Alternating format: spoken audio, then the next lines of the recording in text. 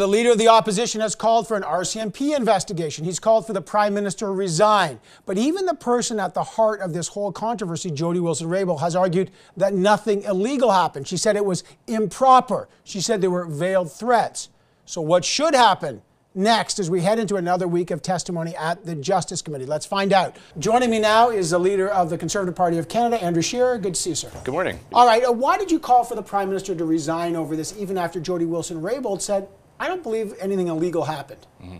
Well, it's clear from day one that Justin Trudeau has been acting like someone who has something to hide. He looked 35 million Canadians in the eye and said that he never put pressure on Ms. Wilson-Raybould. He also said that she never came to him with her concerns. He said he never, just to be clear, he said he never directed her. He said he never directed her for an answer. And then the next day in Sudbury, he said, I did not direct, nor did I pressure her. Okay. So he is on the record saying that he did not put pressure on her. We now know that that was false. Even his own officials will now admit that, yeah, it was pressure. They're trying to say it was not inappropriate pressure, but 10 meetings, at least 10 phone calls, texts. I found Ms. Wilson-Raybould's testimony quite credible. Copious notes, detailed accounts of what went on, copies of text messages, and the message from the Prime Minister on down to the Clerk of the Privy Council to Gerald Butts was partisan motivations, the arguments around elections in Quebec. Michael Wernick, the Clerk of the Privy Council, talking about a shareholder meeting, a board meeting for SNC-Lavalin as a motivation to get this wrapped up quickly. To me, that certainly meets the threshold for, at the very least, an RCMP investigation. And I believe, because of this cloud of scandal and corruption, and the fact that Justin Trudeau's broken faith with Canadians, that he needs to step aside while these investigations are launched. Okay, let me, there's two things. There's the RCMP investigation and there's the resignation. Let me just talk about that. It was a striking moment that Wilson-Raybould, who had so many things to say about the veiled threats, the consistent and inappropriate pressure, she was livid.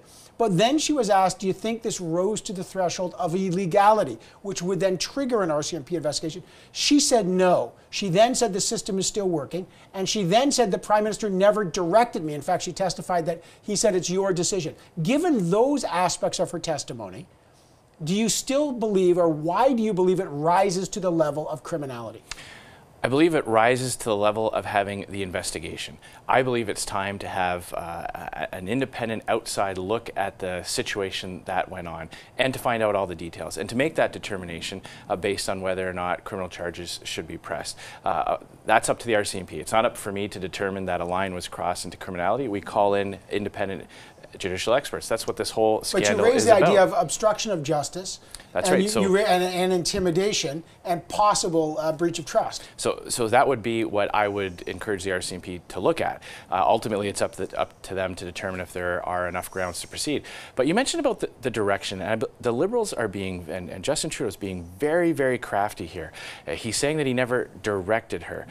He fired her. When she wouldn't do what he wanted, he removed her and put someone else in who now, by all accounts, is perfectly willing to go along with that. So the law only allows for the Attorney General to issue those directions. There's never any doubt that anybody else in government could do that.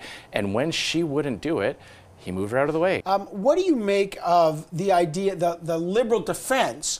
And they say, look, we think it was a robust conversation and pressure put on you as the Minister of Justice. You're sitting around the cabinet table. The final decision rests on you as the Attorney General. But, you know, this is how cabinet discussions are done. And if you felt it was improper, illegal, or inappropriate, you should have spoken up or you should have resigned. And they're looking, is there, during any of those 20 meetings, the 10 phone calls and meetings, did she table any texts or emails or any, saying this is improper, I don't know? We didn't see any testimony. What do you make of that?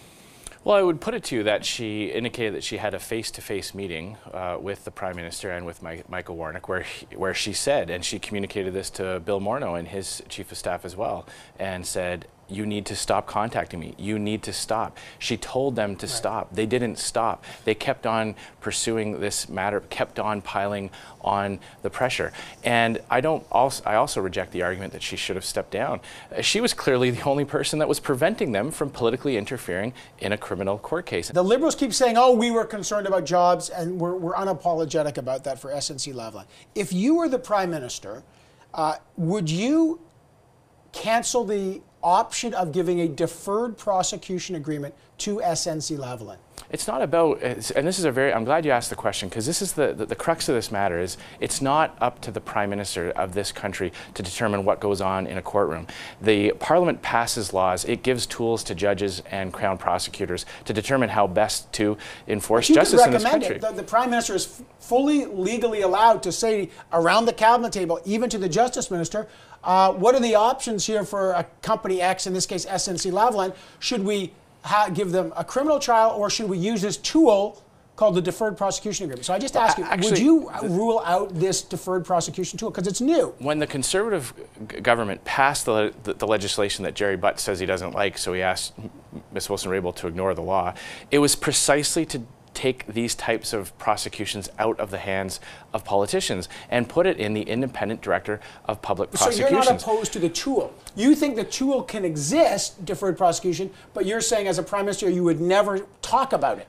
We never intervene. This is the thing. Interfering. But it is. But this is the crux of it. Is talking about the use of it necessarily improper intervention? That's, I think, the crux of this case. What's inappropriate is when an independent Crown prosecutor has said, SNC-Lavalin, accused of corruption and bribery and buying prostitutes for Muammar Gaddafi's son, does not qualify for this tool. And when the Attorney General comes along and says, I've reviewed the case and I agree, in my capacity as the Attorney General of this country, I agree with that decision. At that point, it becomes improper for Justin Trudeau or any Prime Minister to start saying, yeah, but it's an election year in Quebec, and yeah, but I'm a member of Parliament in the area. So once she says no, you can't talk about it with her, even in her capacity as the Minister of Justice. That's your contention.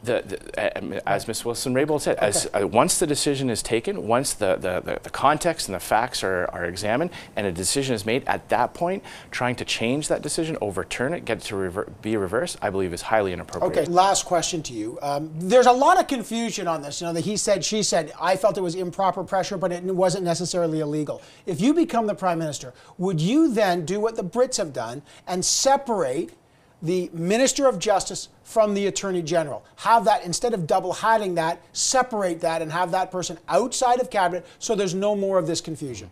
Well, first of all, I'd just point out that for many, many years the system worked. It's only when Liberals are in power that we start to have these types of questions. That's something that I'd certainly be open to looking at as we start to clean up the mess that the Liberals have created on this file. All right, I got to leave it there. I know there's going to be close political watchers that notice that I'm wearing the same tie as Andrew Scheer. There is no conspiracy here, folks. It's just that guys don't have a lot of options when it comes, or maybe a lot of imagination. I was so proud that I have an Evan Solomon tie. Thank you so much, Andrew Scheer.